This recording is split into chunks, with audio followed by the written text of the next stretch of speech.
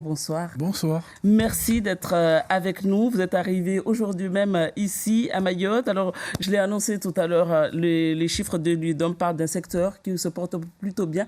Est-ce que vous déjà partagez cet avis concernant Mayotte? Oui, bien sûr, comme en métropole à Mayotte, il y a du travail. Les carnets de commandes sont plutôt pleins, c'est historique. Donc oui, il y a du travail, oui, il y a de l'emploi. Donc les entreprises, plus particulièrement de la Fédération mahoraise du BTP, embauchent des jeunes et aussi des jeunes adultes.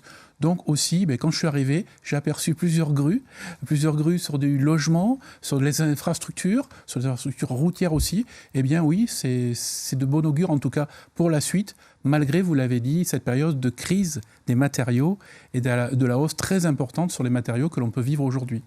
Et du coup, quel est l'objet de votre visite aujourd'hui ici? Alors, écoutez, moi, je fais le tour de tous les départements et j'ai commencé, par cette zone-là et par ce territoire mahorais, donc avec grand plaisir.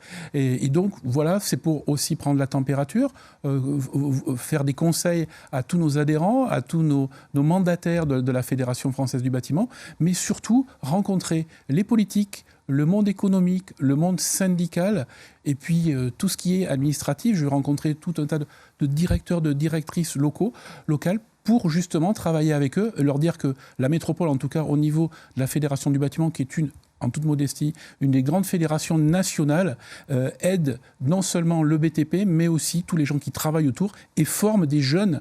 Et ça, c'est très important, je pense, pour l'île mahoraise. Les artisans du BTP ici à Mayotte se plaignent très souvent du retard de paiement de la part des collectivités, notamment des mairies. Est-ce qu'il y aura une rencontre à ce sujet? Bien sûr, tous les élus, effectivement, de la préfecture jusqu'à des maires, jusqu'à aussi le président du conseil départemental. Donc oui, là aussi, les délais de paiement sont très importants, trop importants à Mayotte. Donc il va falloir travailler là-dessus. Mais aussi, nous parlons de révision de prix. Parce que vous le savez, on est touché par la crise mondiale des matériaux, mais aussi, malheureusement, à cause de cette guerre en Ukraine, un renchérissement du prix de l'énergie. Donc oui, c'est très difficile pour nos entreprises. Il faut réviser les prix avec des index locaux. C'est un peu technique, mais en tout cas, tous les élus et les gens qui travaillent dans le BTP sont au courant de ce style de choses à développer. Je suis là aussi pour ça, pour montrer la force de notre réseau de la Fédération française du bâtiment. Vous l'avez dit, vous allez rencontrer le préfet, mais vous allez aussi rencontrer les acteurs du logement ici à Mayotte, notamment la CIM, Action Logement. Quelle sera la teneur des discussions? Eh bien, écoutez, j'ai vu la construction de logements et avec grand plaisir. Oui, il y a un acteur du logement social. Il y en a un deuxième qui vient d'arriver avec Action Logement.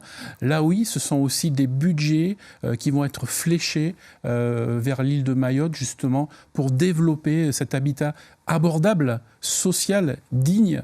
On voit qu'il y a quand même quelques petits soucis au niveau de l'habitat. Et là-dessus, c'est pareil. Il faut que nos concitoyens, en tout cas, soient le mieux logés possible, dans des conditions les plus vertueuses, les plus saines, pour justement être accueillis en confort.